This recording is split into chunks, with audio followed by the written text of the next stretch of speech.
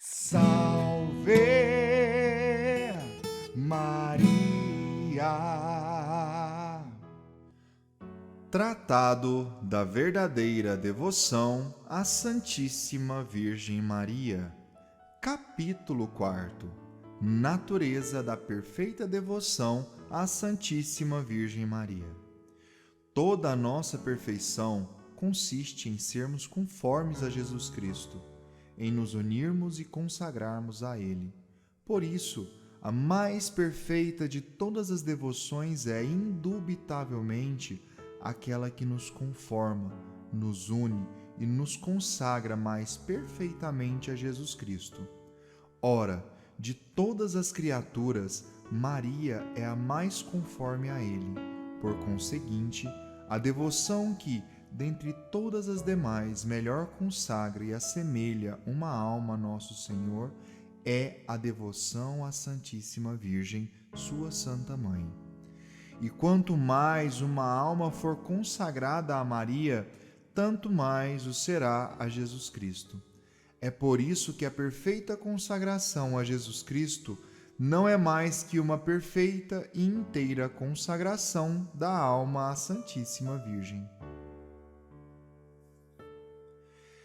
E nisto consiste a devoção que ensino, ou, por outras palavras, consiste numa perfeita renovação dos votos e promessas do Santo Batismo. Artigo 1º. Uma perfeita e total consagração de si mesmo à Santíssima Virgem Maria. Como fica dito, esta devoção consiste em nos darmos inteiramente à Santíssima Virgem, para que, por ela, pertençamos inteiramente a Jesus Cristo. É preciso que dar-lhe, primeiro, nosso corpo, com todos os seus sentidos e membros; segundo, nossa alma, com todas as suas potências; terceiro, nossos bens exteriores, chamados de fortuna, presentes e futuros; quarto, nossos bens interiores e espirituais, que são os nossos méritos, virtudes e boas obras passadas, presentes e futuras. Numa palavra, devemos dar tudo o que temos na ordem da natureza e na ordem da graça, e tudo o que podemos vir a ter no futuro na ordem da natureza, da graça ou da glória. E isto sem excetuarmos nada, nem um centavo, nem um cabelo ou a menor boa ação, e por toda a eternidade, sem pretendermos esperar outra recompensa pelo nosso oferecimento e serviços, além da honra de pertencer a Jesus Cristo, por ela e nela, ainda que esta amável Senhora não fosse, como é sempre, a mais liberal e agradecida de todas as criaturas. É preciso notar neste ponto que há dois aspectos nas boas obras que fazemos, a saber, a satisfação e o mérito, ou, para melhor dizer, o valor satisfatório ou impetratório e o valor meritório. O valor satisfatório ou impetratório de uma boa ação consiste em satisfazer a pena devida pelo pecado ou em alcançar uma nova graça. O valor meritório ou mérito consiste em uma boa ação merecer a graça e a glória eterna. Ora, nesta consagração de nós mesmos à Santíssima Virgem, damos-lhe todo o valor satisfatório ou impetratório e o valor meritório, ou seja, as satisfações e os méritos de todas as nossas boas obras. Damos-lhe os nossos méritos, as graças e virtudes, não para comunicá-los a outrem, mas para que, como depois diremos, ela nos conserve, aumente e aperfeiçoe. Os méritos, graças e virtudes são, pois, propriamente falando, inalienáveis. Só Jesus Cristo, tornando-se a nossa garantia junto do Pai, nos pode comunicar os seus méritos. Damos-lhe as nossas satisfações para as comunicar a quem entender, para a maior glória de Deus.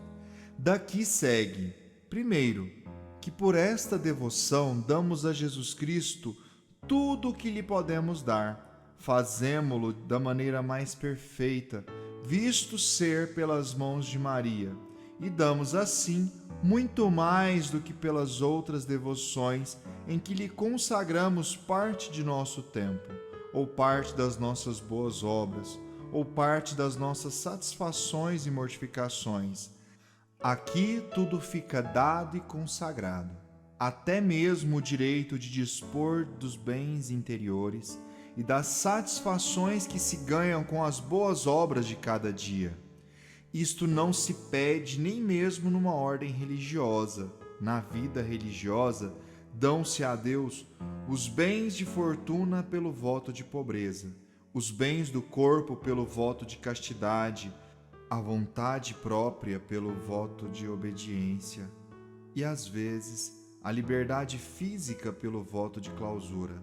Mas não se lhe dá a liberdade ou direito de dispor do valor das boas obras, não se renuncia, tanto quanto é possível, ao que o cristão tem de mais precioso e mais querido, que são os seus méritos e satisfações. Segundo, segue ainda que uma pessoa assim, voluntariamente consagrada e sacrificada a Jesus Cristo por Maria, já não pode dispor do valor de qualquer das suas boas ações. Tudo o que sofre, tudo o que pensa, diz e faz de bom, tudo isso pertence a Maria. Ela pode empregá-lo segundo a vontade de seu Filho e para a sua maior glória, sem que, todavia, esta dependência prejudique de algum modo as obrigações do Estado a que essa pessoa atualmente ou no futuro pertença.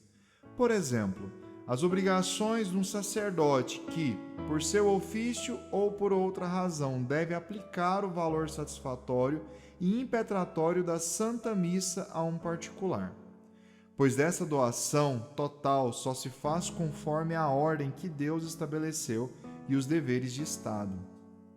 Terceiro, enfim, segue-se que esta consagração é feita conjuntamente à Santíssima Virgem e a Jesus Cristo, a Santíssima Virgem como ao meio perfeito que Jesus Cristo escolheu para se unir a nós e nos unir a Ele, a nosso Senhor como ao nosso fim último, a quem devemos tudo o que somos, como a nosso Redentor e nosso Deus. Artigo 2º. Uma perfeita renovação dos votos do Santo Batismo. Como disse, essa devoção podia muito justamente chamar-se uma renovação perfeita dos votos ou promessas do Santo Batismo. Todo cristão, antes do batismo, era escravo do demônio, pois lhe pertencia. Ao receber este sacramento, renunciou solenemente pela própria boca ou pelas de seu padrinho e de sua madrinha a Satanás, às suas pompas e às suas obras. Assim tomou a Jesus Cristo por seu mestre e soberano Senhor, a fim de depender dele na qualidade de escravo de amor. É o que se faz pela presente devoção. Renuncia-se, como está expresso na fórmula da consagração, ao demônio, ao mundo, ao pecado, a si mesmo, dando-se inteiramente a Jesus Cristo pelas mãos de Maria. E ainda se faz mais, porque no batismo fala-se habitualmente pela boca de outra pessoa, isto é, do padrinho e da madrinha. A entrega a Jesus Cristo é feita por intermediários, mas nesta devoção damo-nos por nós mesmos, voluntariamente, com conhecimento de causa. No batismo, não nos damos a Jesus Cristo pelas mãos de Maria, ao menos de maneira expressa, e não damos a Jesus Cristo o valor das nossas boas obras. Ficamos, depois de recebido o sacramento, com plena liberdade de aplicar aquele valor a quem quisermos ou de o reservarmos para nós. Por esta devoção, porém, damo-nos expressamente a nosso Senhor pelas mãos de Maria e consagramos-lhe o valor de todas as nossas ações. Diz Santo Tomás: os homens fazem no batismo voto de renunciar ao demônio e às suas pompas. E, segundo Santo Agostinho, É este o maior e mais indispensável dos votos, em que prometemos permanecer em Cristo. O mesmo dizem os canonistas. O principal voto é aquele que fazemos no batismo. No entanto, quem é que guarda este grande voto? Quem cumpre fielmente as promessas do santo batismo? Não é verdade que quase todos os cristãos quebram a fidelidade prometida a Jesus Cristo no seu batismo?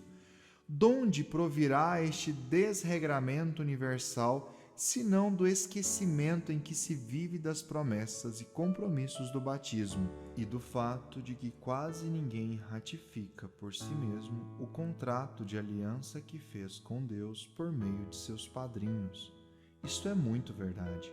O Concílio de Sens foi convocado por ordem de Luís, o Bondoso, para remediar as grandes desordens dos cristãos. Ora, este concílio entendeu que a principal causa desta corrupção de costumes provinha do esquecimento e da ignorância em que se vivia das promessas do batismo, e não encontrou melhor meio para remediar tão grande mal que o de levar os cristãos a renovar os votos e promessas do santo batismo. O Catecismo do Concílio de Trento, fiel intérprete das intenções deste santo concílio, exorta os párocos a fazer o mesmo. Levem os seus fiéis a recordar e crer que estão ligados e consagrados a nosso Senhor Jesus Cristo, como escravos ao seu Redentor e Senhor.